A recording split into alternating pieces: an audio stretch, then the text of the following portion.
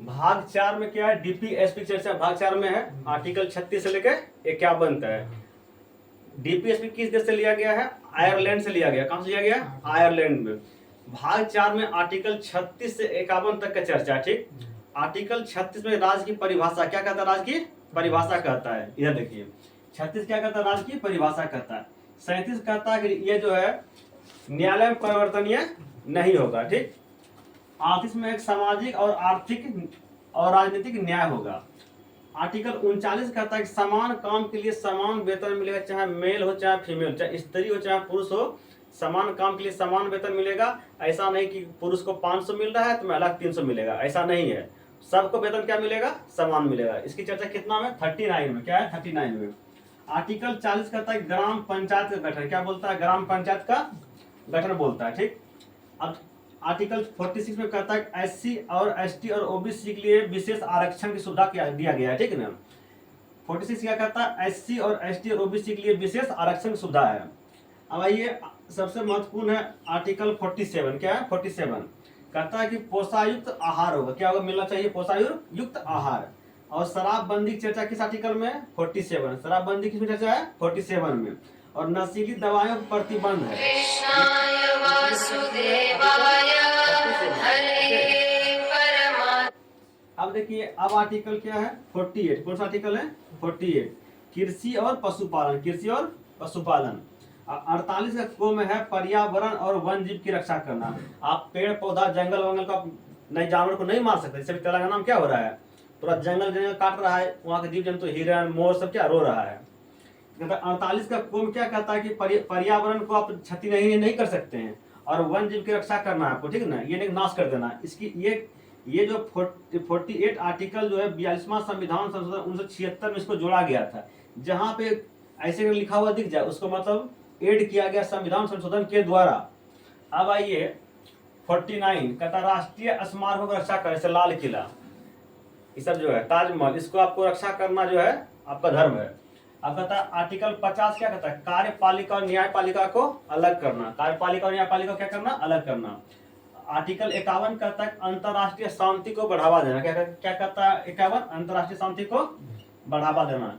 अब आइए ये कुछ अलग से लिखा हूं सर, इसका ट्रिक है सर लो। सो से क्या होता है? संसद। क्या होता है? संसद। संसद चर्चा किसमें है? 79 में। सो से संसद 79।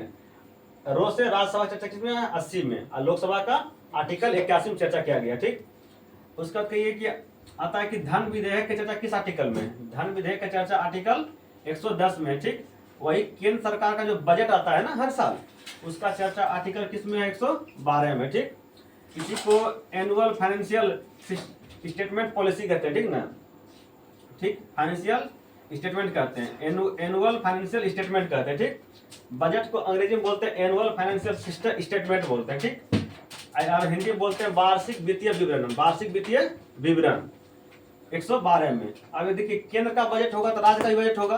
राज्य का बजट की चर्चा किसमें है? आर्टिकल 202 में है। ठीक, एक था संचित निधि। संचित निधि की चर्चा आर्टिकल 266 में है। और आकस्मिक निधि की चर्चा आर्टिकल 267 में है। ठीक, अब देखिए संसद हो गया। अब कुछ इंपोर्टेंट कुछ आर्टिकल है। वित्त आयोग की चर्चा आर्टिकल 280 में है, जिसका कार्यकाल 5 साल होता है। अब कुछ महत्वपूर्ण शपथ लेते हैं, जैसे कि अब यहाँ मैं लिख दिया हूँ। जैसे पहली बात शपथ की चर्चा बात करेंगे। पहले आर्टिकल 52 क्या कहता है कि भारत में एक राष्ट्रपति होगा, और राष्ट्रपति होगा तो होगा, उसके बाद कहता 60 आर्टिकल तक जो है राष्ट्रपति शपथ लेगा और महाभियोग उसके ऊपर 61 के तहत चलेगा। और राष्ट्रपति क्षमादान जो है 72 के तहत देता है। अब ये वाइस प्रेसिडेंट अर्थात उपराष्ट्रपति का जो पद की चर्चा 63 आर्टिकल में है, और ये शपथ लेते हैं 69 आर्टिकल के तहत। उसके बाद अब आइए गवर्नर अर्थात राज्यपाल। राज्यपाल की चर्चा जो है 153 आर्टिकल में है, और ये शपथ लेते हैं 159 आर्टिकल के तहत। और इसके गवर्नर के ऊपर महाभियोग चलाने का कोई प्रावधान नहीं है, और ये भी आपको क्षमादान देंगे 161 के तहत। राज्यपाल क्षमा करते हैं 161 आर्टिकल के तहत। अब भाई सुप्रीम कोर्ट का जो जज होता है ये शपथ लेता है आर्टिकल 124 के खंड 2 के तहत। 124 आर्टिकल खंड 2 के तहत। अब आइए यहाँ पे एक ट्रिक है दमन। क्या है? दो मोनो दमन। दमन मतलब कुछ दशाओं में सरकारी सहायता देना, जैसे पेंशन। विधवा को पेंशन मिलता है और बूढ़ा को पेंशन मिलता है, इसकी चर्चा। और विकलांग को साइकिल देने की चर्चा जो है आर्टिकल 41 में देखते हैं, शिविर लगा के बांटता है डिस्ट्रिक्ट वाइज, कभी ये लगता है। अब है 42 आर्टिकल कहता है मनोचित दशा तथा प्रसूति को सहायता करना। आप यदि कोई गर्भवती महिला तो आप उसे हार्ड वर्क नहीं करा सकते, उसको आप रिलीफ दीजिए। इसकी चर्चा जो है 42 आर्टिकल में देखते होंगे, जब जॉब लगता है महिलाओं लोग को तो 6 महीना कम से कम उसको मिलता है रेस्ट करने का, सैलरी फुल मिलता है। उसके बाद 43 आर्टिकल कहता है निर्वाह योग्य मजदूरी, इतना मजदूरी मिलना चाहिए ताकि परिवार का जीवन यापन गुजर बसर हो सके। इसकी चर्चा कितना में 43 आर्टिकल में है। अब 43 का को उद्योग में प्रबंधक में कारीगरों को भागीदारी होना, जो कंपनी वगैरह है उसमें कारीगर के भागीदारी होना चाहिए उसमें। यह है 43 का को में लिखा हुआ। अब 43 का को कहता है सहकारिता जो है, सहकारिता पूछेगा सहकारिता की चर्चा किस आर्टिकल में, तो 43 का खो में चर्चा है। अब कहेगा समान सिविल संहिता कहाँ किस आर्टिकल चर्चा किया गया है, तो 44 में समान सिविल संहिता चर्चा किया गया। पूछेगा समान सिविल संहिता वाला पहला जो है किस राज्य में लागू किया गया था, तो वो गोवा में लागू, कहाँ था, गोवा में।